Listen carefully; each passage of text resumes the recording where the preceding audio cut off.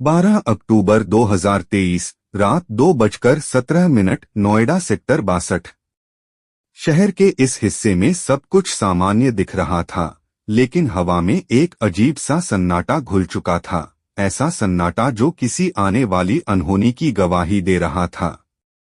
सड़कें खाली थीं, स्ट्रीट लाइट्स की पीली रोशनी जमीन पर लंबी परछाइयां बना रही थी, और हर घर के अंदर लोग अपनी नींद में डूबे हुए थे, अनजान इस बात से कि कुछ ही पलों में उनकी पूरी दुनिया हमेशा के लिए बदलने वाली है। उसी समय एक पुरानी सी सीसीटीवी स्क्रीन पर कुछ हलचल दर्ज होती है। एक काली आकृति जो इंसान जैसी दिखती है, लेकिन उसके कदमों में कोई आवाज नहीं होती, जैसे वो जमीन को छुए बिना ही आगे बढ़ रही हो। अगले कुछ मिनटों में वही साया अलग अलग गलियों में दिखाई देने लगता है, हर कैमरे में, हर एंगल से। लेकिन हर बार उसका रूप थोड़ा बदल जाता है, जैसे वो किसी एक आकार में बंधा हुआ नहीं है।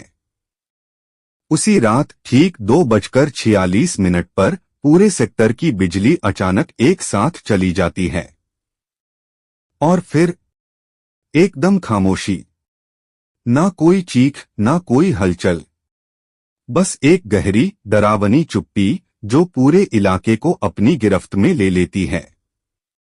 और जब 6 मिनट बाद बिजली वापस आती है, तब तक सब कुछ खत्म हो चुका होता है। सुबह 6 बजे जब पहली किरणें सेक्टर 62 की इमारतों पर पड़ती हैं, तो एक अजीब सा दृश्य सामने आता है। हर घर का दरवाजा खुला है, खाना टेबल पर रखा है, मोबाइल फोन बिस्तरों पर पड़े हैं, लेकिन लोग कहीं नहीं हैं।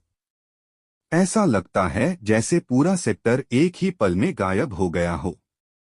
कोई संघर्ष के निशान नहीं, कोई खून नहीं, बस खाली घर और एक डरावनी खामोशी। पुलिस को खबर मिलते ही इंस्पेक्टर राघव सिंह अपनी टीम के साथ मौके पर पहुंचते हैं, लेकिन जितनी जांच आगे बढ़ती है, रहस्य उतना ही गहराता चला जाता है। इसी बीच एक खोजी पत्रकार आर्यन मल्होत्रा इस केस में दिलचस्पी लेता है, क्योंकि यह कोई साधारण गुमशुदगी नहीं थी, यह कुछ ऐसा था जो समझ से परे था। आर्यन को एक अनजान स्रोत से उस रात की सीसीटीवी फुटेज मिलती है, और जब वह उसे देखता है तो उसकी आंखों के सामने जो आता है वो किसी भी इंसान की कल्पना से परे था। स्क्रीन पर दिखता है वही साया, लेकिन इस बार वह अकेला नहीं होता। उसके पीछे सैकड़ों धुंधली परछाइयां चल रही होती हैं, जैसे कोई अनदेखी सेना धीरे धीरे पूरे सेक्टर को घेर रही हो। आर्यन इस फुटेज को लेकर मीरा सक्सेना के पास पहुंचता है, जो एक विशेषज्ञ सीसीटीवी विश्लेषक है। मीरा जब उस वीडियो को फ्रेम दर फ्रेम जांचती है, तो उसे एक ऐसी चीज नजर आती है जो पूरे मामले को और भी खतरनाक बना देती है। हर साए के अंदर कुछ सेकंड के लिए इंसानी चेहरे उभरते हैं, ऐसे चेहरे जो सेक्टर 62 के ही निवासियों से मिलते जुलते हैं, जैसे वो साए उन्हीं लोगों में बदल रहे हों, या फिर उन्हीं लोगों को अपने अंदर समा रहे हों। जैसे जैसे जांच आगे बढ़ती है, आर्यन को एक पुरानी फाइल मिलती है जो इस इलाके के इतिहास से जुड़ी होती है। उस फाइल में जिक्र होता है कि 1984 में इसी जमीन पर एक छोटा सा गांव हुआ करता था, जहां एक रात अचानक आग लग गई थी और पूरे गांव के लोग जिंदा जल गए थे।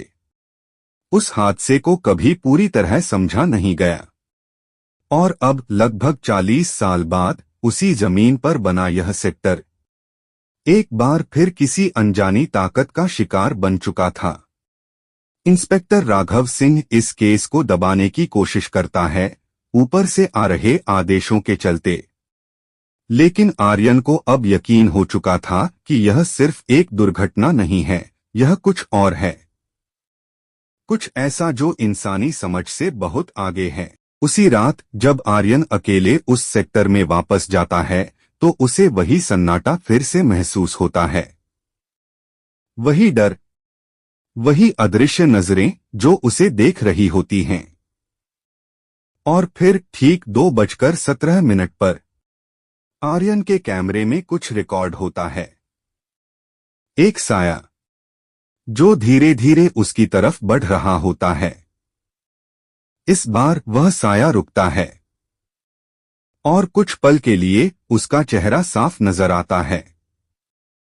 वह चेहरा खुद आर्यन का होता है। कैमरा जमीन पर गिर जाता है और स्क्रीन ब्लैक हो जाती है। अगली सुबह पुलिस को सेक्टर 62 में सिर्फ एक कैमरा मिलता है, टूटा हुआ, धूल में पड़ा हुआ, और उसके अंदर सेव होती है आखिरी रिकॉर्डिंग। लेकिन आर्यन मल्होत्रा, वह भी अब उन लोगों की तरह गायब हो चुका होता है जिनकी तलाश में वह यहां आया था। और आज भी जब उस फुटेज को ध्यान से देखा जाता है तो आखिरी फ्रेम में अंधेरे के बीच एक नहीं बल्कि दो साए खड़े नजर आते हैं।